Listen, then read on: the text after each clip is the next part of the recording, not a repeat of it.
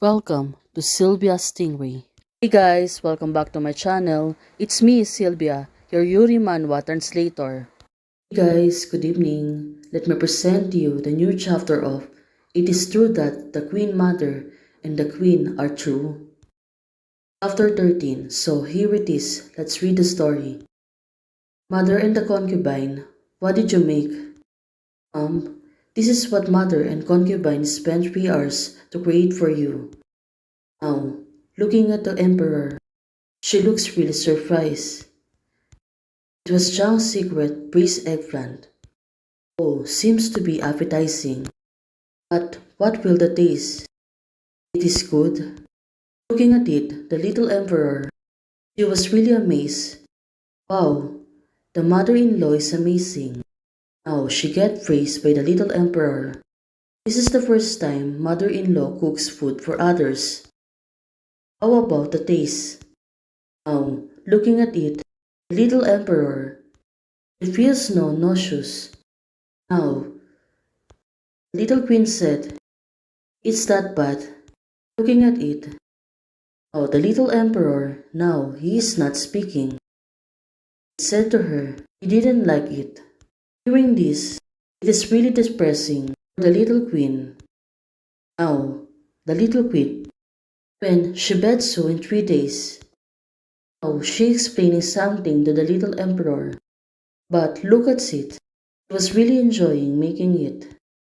Well, for the little Queen, she was calling the little Emperor, it's time to go back to study my homework. You were... Now, it's a little bit punishment. She was holding the little Emperor. Occasionally, I have a taste of my mother's craftsmanship. Now, the servant, she can do anything.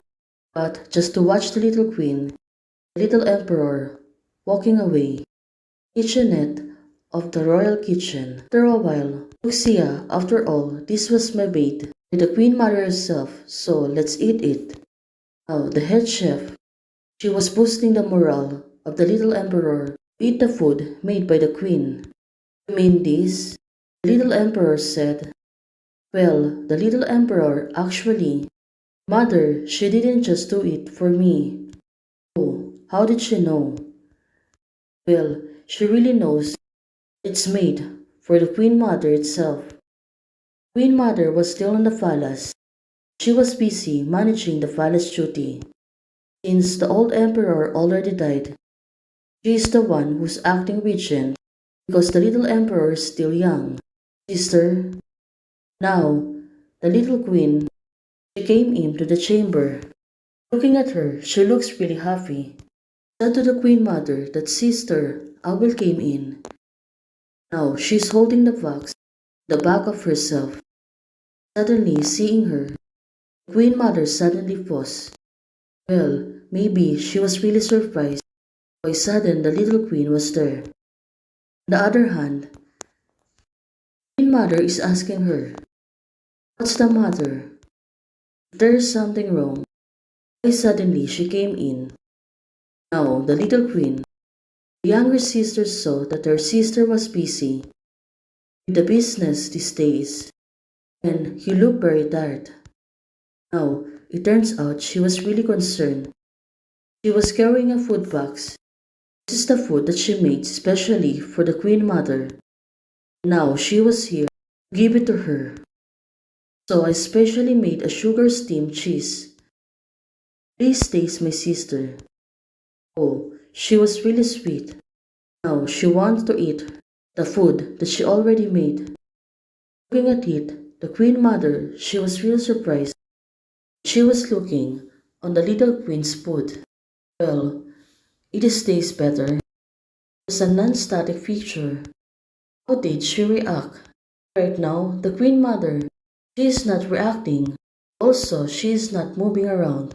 Well, it makes sense. Right now, the little Queen seems to be in panic. Come on, what did you do to be sorry to Aisha? Queen Mother said to her.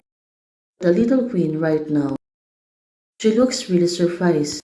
Well, probably she don't know how to answer her. That's why she was confused. But on the other hand, nothing to be courteous. It's either a traitor or a thief. The Queen Mother said to her. Well, what did she mean by that? To make the little queen so confused. Though I did came with a purpose, what does again to do something wrong with you? I'm not sorry for you. I should have said it over and over again. Now, this is getting crazy. Little queen, kindness as a donkey, and liver and lungs. Now she is sulking. She put the food on the food tray box. Now she's going to leave. Since my sister is not hungry, I will go out and say goodbye first. I love to eat, but that old lady is different. Now it's making. Queen Mother, she was really confused. Well, it was clearly. She rejected the little queen. Now she is watching her to leave. The Queen Mother, looking at her, she looks really happy now. Well, is she really teasing the little queen? Right now, it's really make her happy. She is like this. The Queen Mother said. She said to herself that she really liked her. Oh, it was really sweet. She really liked the little queen. Also, she liked to tease her so much. Suddenly, the Queen Mother said to the little queen, "Stop." Now the little queen stopped. The Queen Mother suddenly changed her decision. "I let you go," over and over. She said, she, right now she's getting angry, although she knows maybe the Queen Mother really punish her for her attitude. Right now, she's going to punish me again. The little queen said to herself. Now she's blocking it. Suddenly, the Queen Mother is not moving. Now she is speaking on the side. Well, what could it be? It turns out the Queen Mother was really fond on her. She moved closer to her, and she is gently patting her head, caressing it. She was looking into her eyes. Now, the Queen Mother said to her, "It is not bad." Well, right now, looking at herself, she looks really confident. Maybe she wanted to tease the little queen. After teasing her, she moved back away. The little queen said, "All right, I'll step down." Now, what will happen to the two of them? Suddenly, little queen is gently caressing her head. The one who get touched by the Queen Mother. This woman, what's the wind? Well, she was surprised.